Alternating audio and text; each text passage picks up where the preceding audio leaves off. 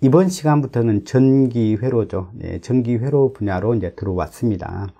자, 첫 번째 주제로는 이제 정연파의 최대값, 평균값, 시료값에 대해서 말씀드리도록 하겠습니다. 자, 본문으로 들어가 보시죠. 자, 우리가 직류가 있고 교류가 있죠. 직류는 우리가 뭐 특별히 표현법을 구분할 필요가 없죠. 뭐 10A다 그러면 여러분이 이제 이렇게 생각을 하는 거죠. 10A다 그러면 이 10A면 이런 것이겠거니 이렇게 생각하는 거죠.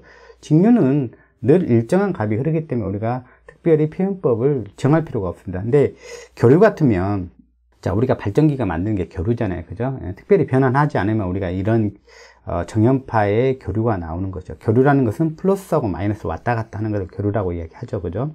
그래서 이제 여기서 정연파라고 말하는 것은 사인파나 이제 코사인파를 갖다가 우리가 정연파라고 이야기하는 것이죠. 그리고 주기파이죠. 한 주기를 계속 반복해서, 이런 걸 갖다 계속 반복해서 간다. 주기파라고도 부르죠. 자, 이런 것인데, 즉 뭐냐면, 시간에 따라서 그 크기를 계속 바꾸고 있어요. 그렇기 때문에 얘를 갖다 표현하는 방법이 좀 있어야 될 것 같아. 예, 그렇죠. 뭐라고 불러줘야 될지 모르는 거죠. 그래서 뭐냐면 우리가 약속을 하자는 얘기예요. 그래서 약속을 한 게 뭐냐면 세 가지 표현법이라는 거죠. 하나는 최대값, 평균값, 또 하나는 뭐냐면 시료값이라는 게 세 가지 표현 방법이 있다라는 거죠. 그거에 대한 이야기입니다. 최대값, 평균값, 이제 시료값인데 우리가 한번 선택을 한다고 해봐요. 뭘로 얘를 갖다 불러줄 거냐. 뭐 전압 전류의 크기를 이렇게 계속 변하고 있는데 여기서는 이제 전류로만 한번 쭉 표현해 보겠습니다. 이게 전압은 같은 이치로 그렇게 표현된다고 생각하시면 돼요. 교류 전류가 있는데 계속 변하고 있기 때문에 뭘로 이 전류를 불러줄 거냐는 이야기죠. 그래서 뭐 이렇게 한번 해보자. 뭐 우리가 대표를 뽑을 때 어떤 반에서 대표를 뽑는다 그러면은 뭐 공부를 제일 잘하는 사람 아니면 뭐 싸움을 제일 잘하는 사람 이런 식이죠. 그러니까 여기서도 제일 큰 값으로 정하자. 그래서 뭐냐면 천시층 중에서 매 순간 변하는 값 중에서 가장 큰 값으로 뭐냐면 얘를 갖다 표현하자. 그 표현 방법이 최대값이라는 거죠. 그래서 가장 큰 값, 여기서는 이제 IM이 되겠죠. 가장 큰 값으로 표현하는 방법이 바로 이제 최대치 표현이 되겠습니다. 자, 두 번째는 뭐 이럴 수 있는 거죠. 그러지 말고 뭐 평균으로 하자. 평균으로 가장 중간값으로 우리가 대표성 있게 불러주자. 뭐 이런 거 자주 쓰는 방법은 아니지만 뭐 이럴 수도 있다는 이야기죠. 그래서 그렇게 표현하는 방법이 평균값 표현 방법이다 이렇게 생각하시면 돼요. 근데 평균이니까 주기함수니까 이제 반복하는 요 한 주기를 따가지고 요걸 갖다가 다 더한 다음에 값들 다 더한 다음에 다 더하는 거죠. 적분해서 다 더하는 거죠. 여기 한 주기 동안 다 더한 다음에 그 한 주기 시간으로 갖다가 또 나누는 거죠. 즉 한 주기 동안에 그냥 산술적인 평균을 구하는 거죠. 우리가 샘플 다 더한 다음에 우리가 그 개수로 나누는 것 같다고 우리 산술 평균이라고 이야기 하잖아요. 그죠? 그렇듯이 그냥 평균값을 갖다 구하는 거예요. 이거는 갖다 우리가 평균값의 정리라고 이렇게 부르는 거죠. 어쨌든 그냥 우리가 산술 평균을 구하는 거죠. 그걸 갖고 우리가 대표값으로 취하자라는 것이 평균값 표현이라는 거죠.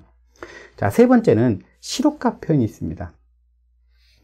이 세 가지 표현 방법 중에서는 우리가 이 시료값 표현을 갖다가 가장 표준적으로 사용하죠. 누구냐? 우리가 전기 엔지니어들은, 전기 공학도들은 이 표현 방법을 표준적으로 씁니다.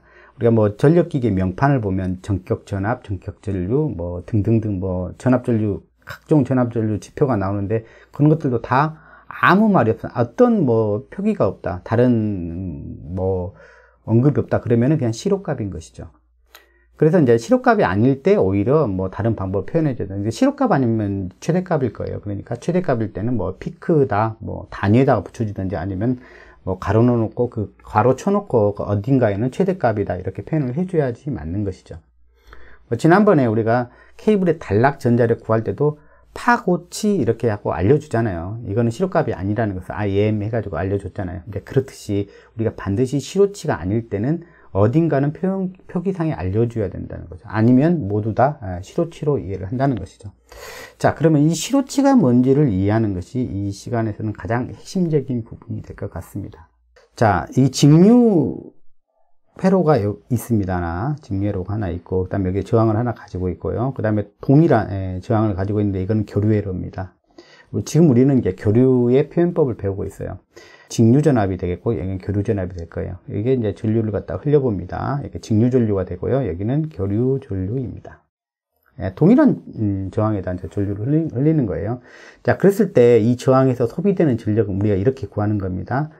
IDC의 제곱에 R. 이렇게 구하는 거죠. 그죠? 여기서 소비 전력이죠. PDC라고 하죠. 자, 단위는 와트. 이렇게 될 겁니다. 자, 여기서 또 소비되는 전력. 교류에 소비되는 전력은 약간 복잡하긴 한데, 얘는 전류가 늘 같으니까 그냥 이렇게 해도 돼요. 이렇게 해도 되는 건데, 매 순간순간마다 이 전류값이 바뀌기 때문에 여기서 소비 전력을 어떻게 구하냐면 여기 값을 갖다가 다 일일이 일단 다 더해줍니다. 적분해서 다 더해줍니다. I 제곱 T의 R 요 값 있잖아요. 매 순간순간의 값을 조그마한 시간으로 나눠 가지고 요걸 갖다가 요걸 나눠 갖고 한 주기 동안 다 더해줍니다. 이렇게 다 더해줍니다. 그런 다음에 이렇게 평균으로 하면 평균을 취하게 되면 우리가 요게 소비 전력을 구하는 방식이에요. 자, 이런 식으로 우리가 소비 전력을 구합니다. 실제로도. 자, 그래서 이제 우리가 알아야 될 것 중에 하나는 뭐냐면 우리가 구하고자 하는 유효 전력이죠. 이게 소위 말하는 유효 전력. 유효 전력은 뭐냐면 순시 전력. 순시 전력의 뭐냐면 평균값이라는 것이죠. 그래서 평균 전력을 우리가 유효 전력으로 삼는 겁니다. 자, 어쨌든 두 개 다 직류 회로에서 이 저항에 소비되는 전력과 그 다음에 교류 회로에서 저항에서 소비되는 전력을 갖다가 이와 같이 구했습니다. 이때 이 두 개의 소비 전력이 같게 하는 이 두 개가 같게 하는 이 직류분 전류의 크기를 바로 시료값으로 정의를 한 겁니다. 자, 그걸 갖다가 우리가 식으로 정리를 해보면 이게 같다고 했으니까 요거하고 여기는 이제 나누어져서 이제 없어질 거예요. 어차피 저항이니까 이렇게 앞으로 튀어나오면은, 그러면 나머지만 정리하면 DC의 제곱은 T분의 1에 I 제곱 T, DT 이렇게 될 겁니다. 자, 그러면 요 직류전류는 루트만 씌워버리면 되죠. 제곱근만 씌워버리면 되죠.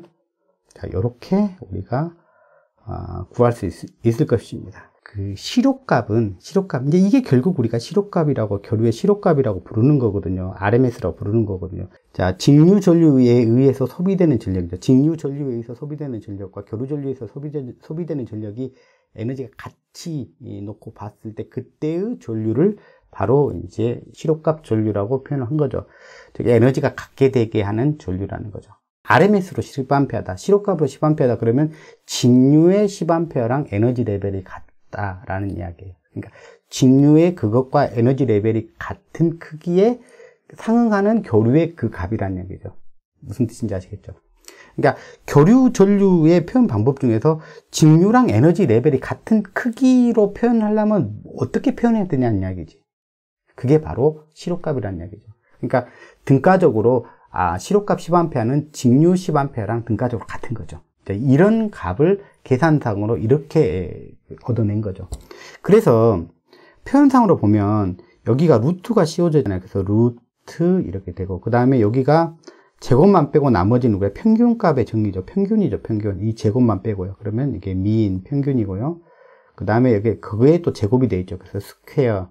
이 식을 보고 만들어낸 용어죠. RMS죠. RMS.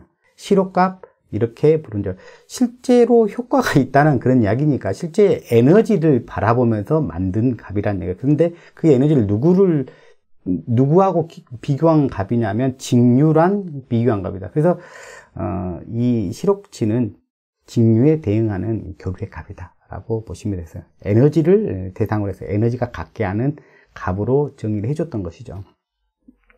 자, 이렇게 이해를 하셨으면 좋을 것 같습니다. 평균값이나 시료값을 구하라는 문제들이 예상치 않게 또 나올 때가 있습니다. 그래서 그걸 대비한다는 의미에서 기왕이 요걸 했으니까 요거 한 문제 정도만 평균값과 시료값 정도만 한번 여기서 해결해 보고 갑니다.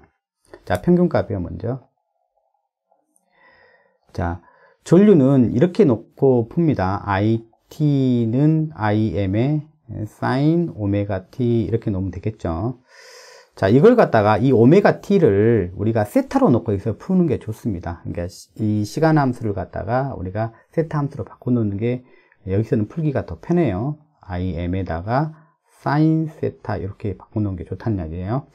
자, 요걸 갖다가 우리가 평균값을 구하려면 요 식을 구하면 된다. i의 평균값이라고 합시다. 평균값은, 자, 반주기만 우리가 평균으로 구하는 방법이 있다고 했죠. 근데 그 방법을 써볼게요. 그러면은 한 주기가 아니라 반주기죠.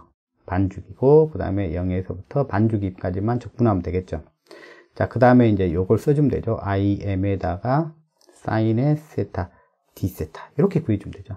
시간 함수로 하는 것보다는 이렇게 세타 함수로, 위상각 함수로 구하는 것이 훨씬 더 여기서는 용이합니다. 그래서 요거를 오메가 t를 세타로 바꿔서 다뤄주는 게 편하다는 이야기입니다. 연산하실 때 훨씬 더 편해요.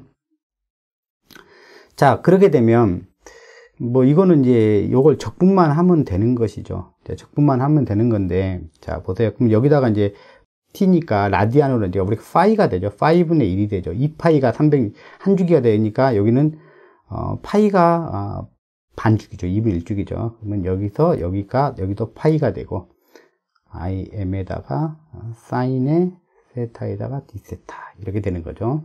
얘는 이제 상수니까 앞으로 나오면 되죠. 그래서 5분의 im이 되고, 그 다음에 코사인을 갖다 적분하면, 자, 코사인을 적분하면, 여기서 이제 사인을 적분하면 이제 코사인이 되는데, 이제 마이너스 달고 나와요. 그래서 마이너스를 앞에다 먼저 써주고, 여기다가 이제 코사인 세타 0에서 파이 이렇게 써주면 되죠. 여기서 여기다 파이를 넣어보면 코사인 파이는, 코사인 그래프는 이제 이렇게 생겼으니까 이제 이렇게 생겼잖아요. 그러니까 여기가 이제 파이일 거예요, 그죠? 그러니까 마이너스 1이란 말이에요. 여기다 들어가면 마이너스 1이 되고, 그다음에 0이니까 빼기 코사인 0도는 또 1이에요. 그럼 이렇게 돼요. 그러니까 여기 값은 마이너스 2가 된다는 이야기죠. 그러니까 마이너스 2하고 여기 마이너스 있으니까 이거는 이제 부호는 이제 플러스로 바꿔 넣어도 되겠죠. 그러면 여기 최종적으로 이렇게 나오죠. 파이분의 2니까 2im 이렇게 나오는 것이죠. 그러니까 요거를 갖다가 이제 계산기로 두들기면 되든지, 아니면 요건 그냥 그대로 놔둬도 상관없죠. 계산해 보면 0.637 정도 나온다는 거죠. 그러니까 최대치의 63.7% 정도가 이제 평균값에 해당된다. 그러니까 이겁니다. 자, 그 다음엔요, 시력값이죠. 시력값은 이렇게 돼 있죠. 시력값이요.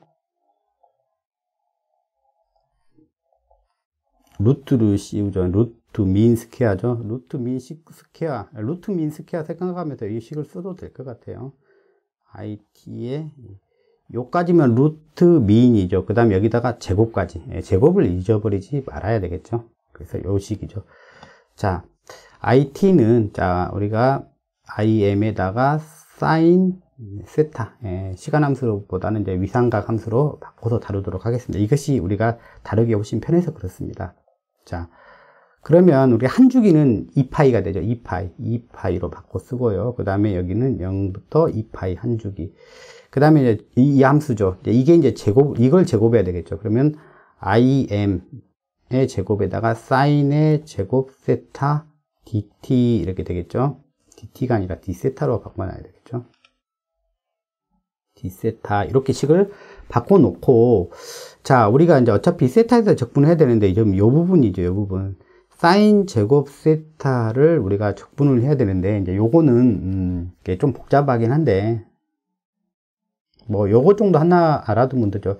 삼각함수에 한다고 해서 여러분들 이거 나온다고 삼각함수 또 가서 공부하고 그러지 마세요. 그냥 이거 나오는 것만 정리하고 넘어가면 좋겠습니다. 자, 삼각함수의 반각공식이라는 게 있죠. 반각공식이라는 게 있어가지고 이제 이렇게 돼 있어요. 사인의 뭐 제곱 2분의 세타 이런 게 된다 그러면 이런 식으로 바꾸는 거예요. 2분의 1 마이너스 코사인 2세타 이런 식으로요. 2세타가 아니죠. 코사인 세타가 되죠. 자, 반각이라고 해서 여기가 각이 2분의 1로 쪼개졌다 해서 반각공식이라고 이야기해요. 그래서 여기서는 각이 2배가 된 거죠. 2배가 된 거니까 여기가 세타가 된 거죠.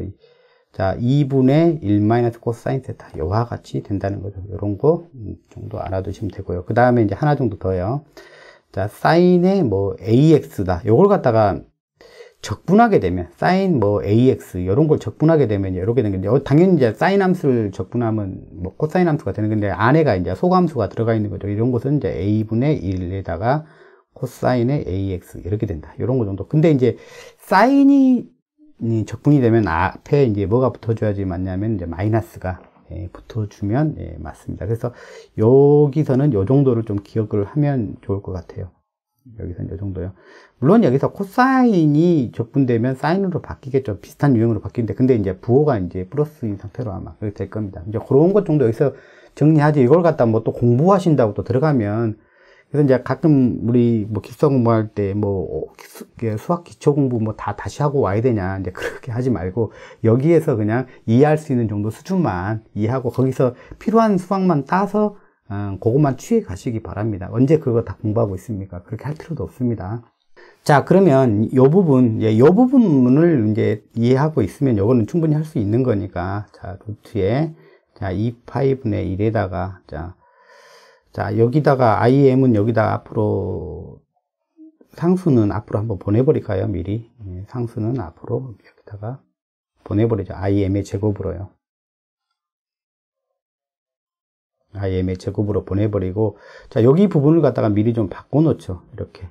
자, 요런 모양으로 바꿔놓죠. 그러면, 자, 이게 이제 세타니까, 이게 2세타로 보면 돼. 코사인 2세타로 바꾸면 되겠죠. 자, 2분의, 요런 비슷한 식으로, 자, 1 마이너스, 그러니까 사인이 뭘로 바꾸니까, 코사인에, 여기가 2분의 세타에서 세타로 바뀌었으니까, 이건 세타니까 2배로 여기서 2세타, 이렇게 되면 되죠. 2세타. 됐네요. 이제 뭐 할만 하겠네요. 아, 이게 코사인이에요. 제가 사인을 했지만, 아까 뭐 말은 잘했네요. 코사인이 되면 여기서 부호만 이제, 플러스로 바뀌면 되는 거죠. 플러스만 되면 되는 거죠.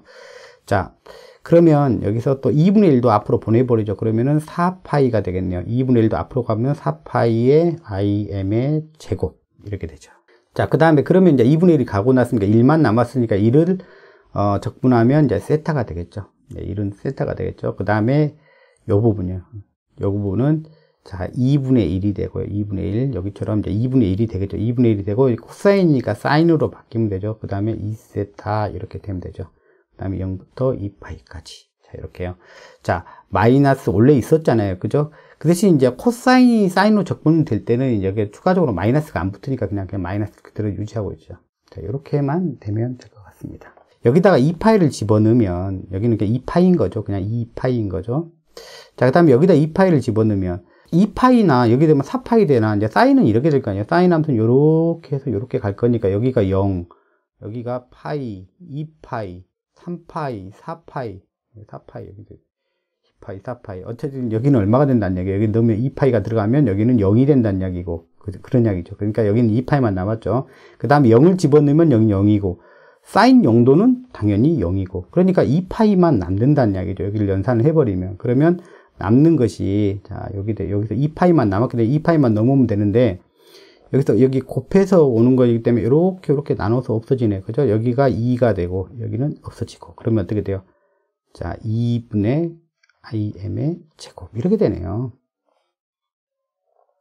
다 되었네요. 그죠? 그러니까 여기는 이제 im의 제곱이니까 이건 제곱은 그냥 빠져버리면 되니까, 루트 2분의 1에다가 im 이런 식으로 되는 거죠. 자, 됐죠? 그럼 오늘은 여기까지만 이야기하도록 하겠습니다. 자, 다음 시간에 뵙죠.